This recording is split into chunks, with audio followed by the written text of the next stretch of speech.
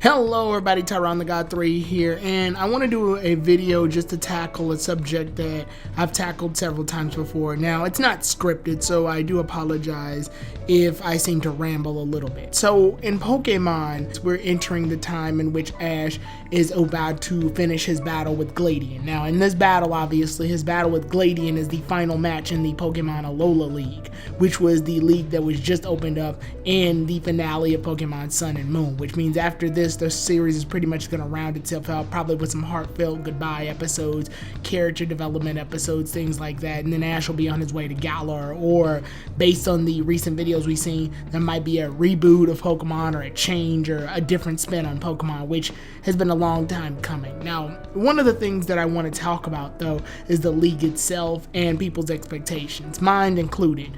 As you know, if you've ever watched Pokemon from the middle, the beginning, or even up to this point in Sun and Moon, Ash is very infamous in the anime community for not being able to accomplish his goals.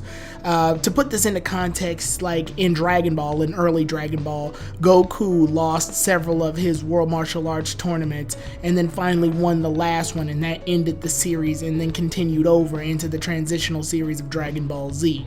Naruto wanted to become Hokage, and obviously was a long way coming, but at the end of Shippuden, he finally accomplished that goal and became the Hokage. So usually when a shonen anime protagonist wants to reach a certain goal, while that goal is officially seen, we as the audience members can relate to this because we watch them from the beginning of their journey to the end. The character arc, if you will, if you're writing a fictional story. So Ash has never completed that end of his character arc because he's never beaten the Pokemon League at any time during the series. His first region he entered was the Indigo Plateau, which he placed top 16. The second region he entered was the Johto region, where he placed in top 8. The third region being where he entered the Hoenn region, and he was in top 8 again. And then he entered the Sinnoh region, and things got a bit better with him being in top 4, so he was a semi-finalist at that point. However, things started to get shaky up a bit because Pokemon was supposed to have a soft reboot in Pokemon Black and White, aka Pokemon Best Wishes, where he ended up placing top 8 again, and by losing to a trainer who had only 5 Pokemon, Kotetsu. Finally, we move on to the Kalos region at this point, where he placed runner-up. He was the second place, and it's mostly because Ash was the most competent in the Kalos region more than any other region.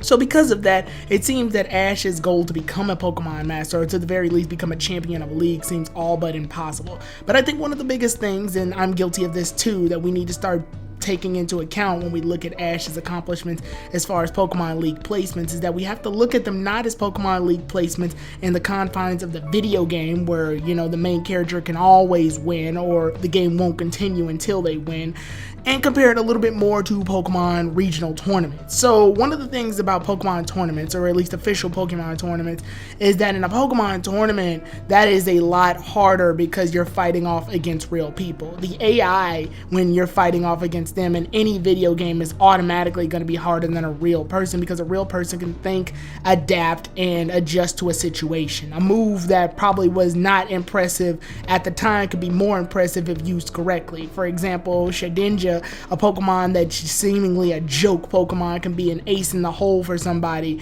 if they know how to use its Wonder Guard ability correctly. I think one of the things that we have a big problem with, myself included sometimes, is that we often compare Ash to Red, the protagonist in the Pokemon Red, Blue, Yellow, Fire Red, and Leaf Green games, for his accomplishments in the Pokemon series. We even did this far before Pokemon Origins even came out. The problem with doing this, though, is that it's completely inaccurate to compare Ash with Red, just based on the fact that the video game pretty much opens itself up to where the player, that's you, have no choice but to win. All of the characters are packing very weak Pokemon. They're using very obscure attacks, or attacks that would otherwise fail in a normal competitive style format. Meanwhile, you've got Pokemon Regionals, Pokemon City, Nationals, World, tournaments that are on a high perspective level, in which obviously the players that you're fighting against are on par, if not stronger than you are, based on their just blatant experience in playing the game. Pretty much they're as good as you are, so there's no real way for you to accurately defeat them in a way in which it would be as easy as defeating Team Rocket Grunt number 247 and its level 14 Rattata. You see the difference here is that the NPCs that are in the game, programmed in the game, can't be too hard because then kids would get frustrated and not play the game. And overall, no matter how many ways you want to deny it, Pokemon is a game for essentially kids, or at least it's its main demographic. However, teenagers and adults alike can play the game as well, which is why they try in an effort to make some particular parts of the game harder, the post game and things like that. The fact of the matter is, comparing Ash and his Pokemon League victories and then comparing them to Red, who ended up defeating the Elite Four, is completely inaccurate, because while the Elite Four do have pretty powerful Pokemon, unfortunately within the confines of the game coding that's in the game, they have to be at set levels, they have to have known moves that you can probably think and work around. They usually end up using only one type, with the exception of the champion, who has multiple types of Pokemon. Usually the Pokemon don't hold a lot of items, and if they do, it's usually very weak or one-off items, maybe using 1 or 2 full restores or hyper potions to heal the Pokemon up. Very basic low-level strategies, stuff that anybody who over the age of 10 can pretty much work around in order to defeat. So comparing Ash's League victories in the confines of the anime versus the video game is completely inaccurate, because when Ash is fighting off against someone in the League, I like to think of it as him challenging someone in a Pokemon tournament. So when you put it into that perspective, Ash's placements are actually pretty good. Placing in top 8, top 4, and even in a runner-up is actually a very impressive sight to behold in any tournament, not just in Pokemon. In video game tournaments, when you're comparing this against other trainers around the entire area. Now, a lot of people are speculating that Ash actually may win the Pokemon Alola League, and this is simply due to the fact that the anime that's coming in November is taking a larger, more out of bounds twist on how it's going to run things. We haven't had any details yet as of the time of now, but we just know as of right now that the series is going to be a little bit different than its regular formula.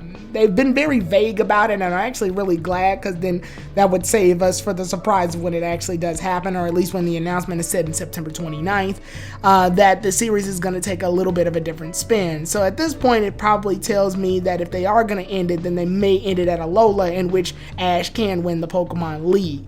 But on the flip side of that, a lot of people, while some people are excited about Ash winning a Pokemon League, other people are taking a bit of a eyebrow raise towards the situation, mostly due to the fact that if he does win this league, it's gonna feel like it was barely earned. The reason being is because the Alola League doesn't have as large a standards for Pokemon trainers in order to enter. In most leagues, obviously, in order to enter the league, you would need to require 8 badges in order to enter the league officially, while here there are no requirements towards entering the Alola League. Anyone with a Pokemon pretty much qualifies for the league. The only thing you have to do is just make sure you sign up before the signups close out.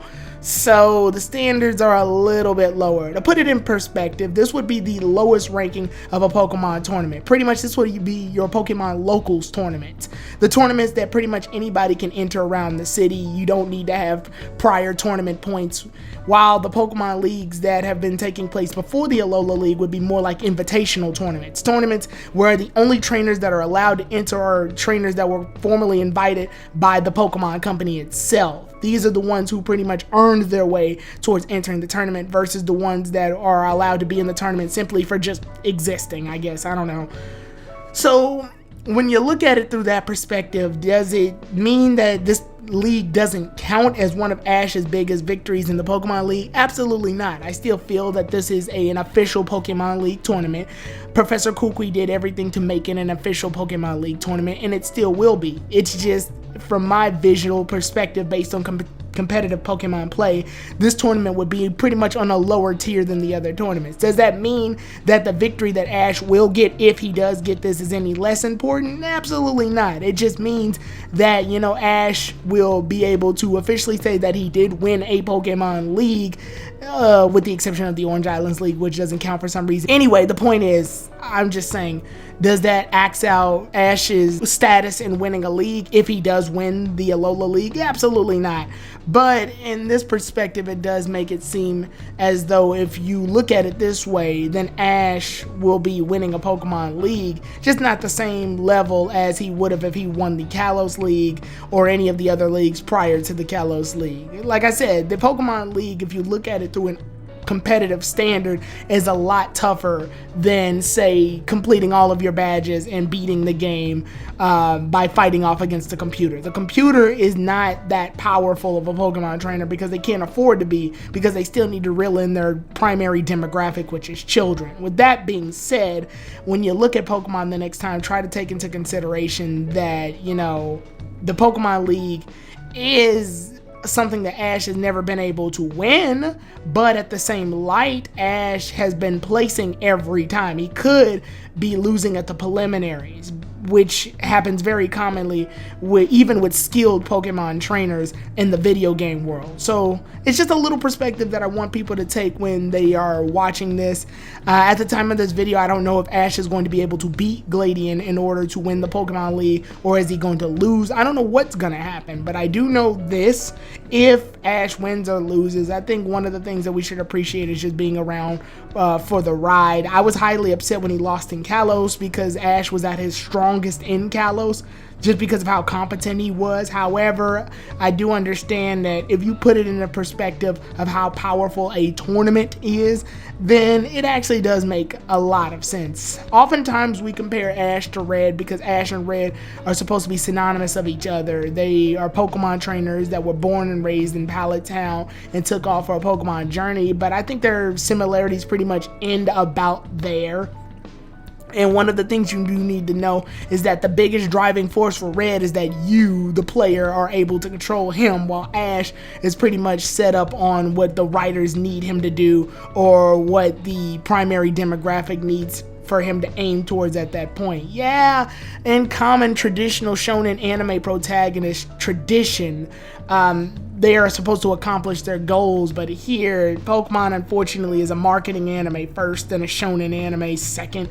It's not really even a shonen anime, we just sort of put it in the same category because Pokemon came out around the same time as the other famous shonen anime. So with that said, try to look at things that way and it makes it a little bit easier to swallow if Ash wins or loses this. Personally, I really do want him to win. I think it would be a nice step in Pokemon's history if he finally did claim a victory. Him winning doesn't necessarily mean the end of a series to me personally. I mean, I still feel like if he does win, there's still more room for him to grow. But if we look at it this way, think about it like this. Luffy still hasn't gotten One Piece and it's been 901 episodes. So if you ever think that Ash is taking too long to accomplish his goals, think about that. But with that said, I hope you all liked this video. If you want me to make any video similar to this or touching on this type of discussion topic, go ahead and leave your thoughts in the comment section below. What do you think is going to happen in this league at the time of this video at least? Or if you have any thoughts on how Ash is being compared to Red, or just how the video game versus the anime goes, leave your thoughts in the comment section below. I'll see y'all then, everybody. Give this video a like. Tyrone the God 3 out.